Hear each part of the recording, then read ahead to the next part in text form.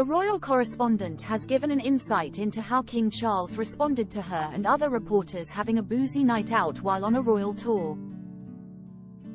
Jennie Bond, who is celebrating 35 years of working on the royal beat, explained that she and a group of other journalists covering the tour to Australia took time out to celebrate after a busy trip. While the then Prince Charles headed to bed after a long day, they partied long into the night, enjoying karaoke and an evening in the hot tub complete with plenty of wine. However, Charles was less than impressed with their antics, as he told them the next morning, "Was that you lot making all that bloody awful noise?"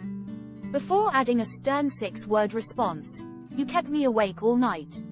Ms. Bond gave OK magazine the details. When you're traveling with the royals and when you're traveling with other reporters, there are a lot of laughs along the way. One moment I remember was when we were flown to Fraser Island after a very busy tour of Australia with Prince Charles.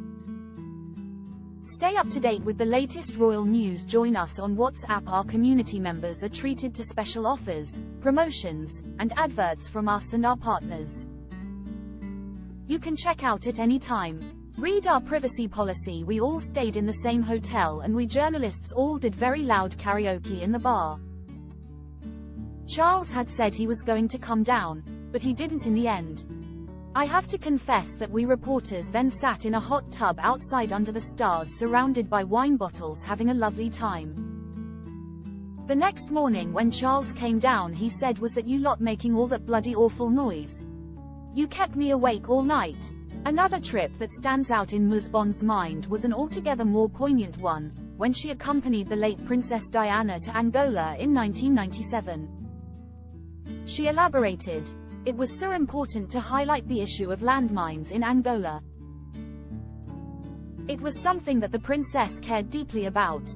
Both she and I pored over the facts before we went and for once, I felt like I was reporting on something really substantive that could begin to bring about change in the suffering of the people of Angola, many of whom had been maimed by landmines.